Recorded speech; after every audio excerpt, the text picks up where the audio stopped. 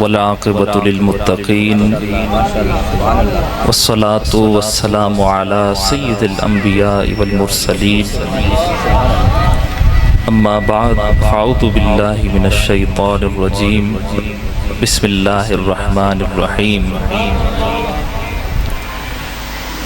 فوجد عبدا من عبادنا آتیناہ رحمتا من عندنا وعلمناہ من لدنا علما صدق اللہ العظیم ان اللہ وملائکتہ یصلون علی النبی یا ایہا الذین آمنوا صلوا علیہ وسلموا تسلیما اللہم صل علی سیدنا ومولانا محمد وعلی آل سیدنا محمد وبارک وسلم وصلی علیہ۔ الحمدللہ، اللہ سبحانہ وتعالی کا بہت فضل و کرم ہے کہ جس نے ہم سب کو آج ایک ایسا جگہ پر اکٹھا فرمایا جس کے بارے میں میرے کریم نبی صلی اللہ علیہ وآلہ وسلم ارشاد فرماتے ہیں اِنَّا أَهْلَ السَّمَاءِ لَيَرَوْنَ بُيُوتَ أَهْلَ الذِّكْرِ تُضِيءُ لَهُمْ كَمَا تُضِيءُ الْكَوَاكِبُ لِأَهْلِ الْأَرْضِ۔ سبحان اللہ کہ بے شک آسمان والے اہل ذکر کے گھروں کو، اہل ذکر کے مجلسوں کو اس طرح چمکتے دمکتے دیکھتے ہیں جیسا کہ ہم زمین والے یہ چمکتے دمکتے ستارے دیکھتے ہیں۔ اور میں مبارکباد پیش کرتا ہوں حسیب صاحب کو کہ انہوں نے ایک خوبصورت انداز کے ساتھ اس نشست کو سجائی۔ اللہ تعالیٰ ان کی کوششوں کو اپنی بارگاہ میں قبول فرمائے۔ دوستان گرامی، آپ حضرات کے سامنے سورۃ الکہف کی ایک آیت کی تلاوت کی۔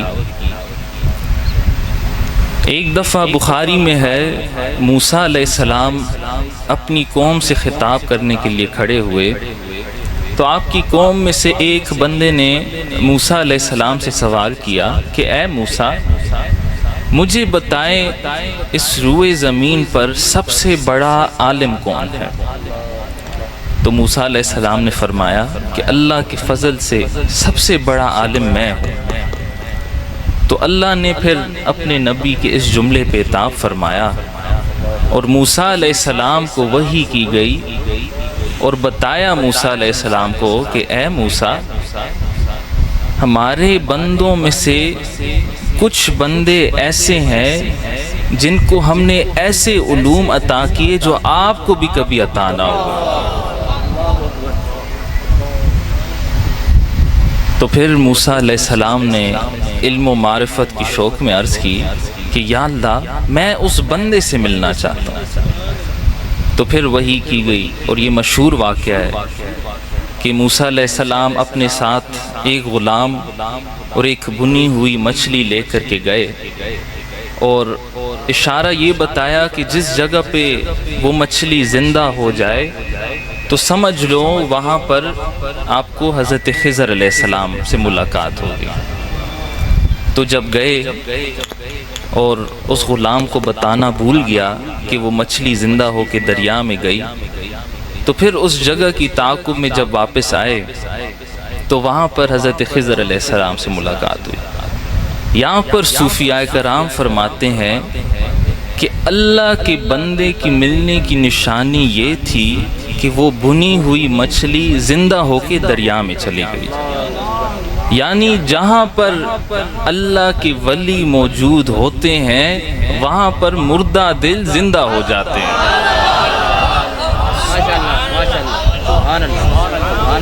تو اے دوستان محترم، پھر موسیٰ علیہ السلام نے حضرت خضر علیہ السلام سے ملاقات کی اور یہ ایک تفصیل واقعہ ہے۔ فرمایا کہ هل اتبعک علی ان تعلمنی مما علمت رشدا، کہ اے خضر علیہ السلام، میں آپ کے پیچھے پیچھے چلنا چاہتا ہوں یہاں پر اتبعو کا معنی ساتھ ساتھ چلنا نہیں، بلکہ آپ کے نقش قدم کے پیچھے پیچھے چلنا، اور جو علوم اللہ نے آپ کو عطا کیے اس میں سے کچھ مجھے بھی عطا فرمائے۔ اللہ اکبر۔ دوستان گرامی، اس واقعے کے ضمن میں مرشد اور مرید کے آداب کا ذکر کیا گیا، مرشد اور مرید کے تعلقات کا ذکر کیا۔ پھر حضرت خضر علیہ السلام نے کہا کہ اے موسیٰ انک لن تستطیع معی صبرا، کہ آپ اس بات پر ہرگز صبر نہیں کر سکیں گے۔ وَكَيْفَ تَصْبِرُ عَلَى مَا لَمْ تُحِطْ بِهِ خُبْرًا، کہ اس بات کو آپ کیسے سمجھ سکتے ہیں اور اس پر کیسے صبر کریں گے۔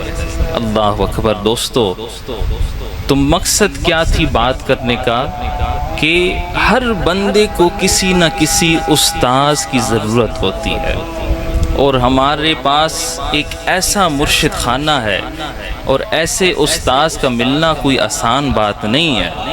اور جو استاذ ہمیں ملا، قبلہ عالم سیدی و مرشدی خواجہ خواجگان خواجہ ابو الخیر محی الدین محمد عبداللہ جان رحمت اللہ علیہ، پھر ان کے بعد قبلہ حضرت خواجہ ابو الجمال الشیخ محمد بدر عالم جان صاحب، آپ اسی مشن کو لے کر کے چل رہے ہیں۔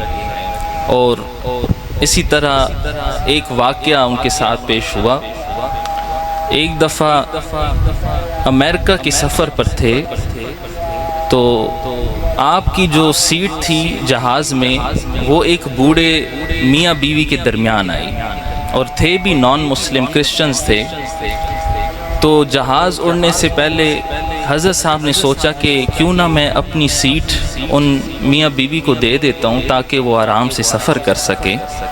تو ان کو جب سیٹ دیا، جہاز جب اڑا، لینڈ کیا، تو جب جانے کا وقت ہوا تو وہ اس میں سے وہ میاں بیوی حضرت صاحب کو کہتے ہیں کہ now I saw the face of a true Muslim، کہ آج میں نے ایک سچے مسلمان کا چہرہ دیکھا ہے۔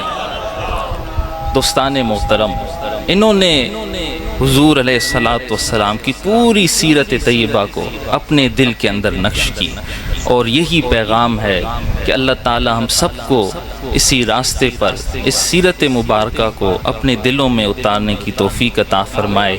وما علینا الا البلاغ المبین۔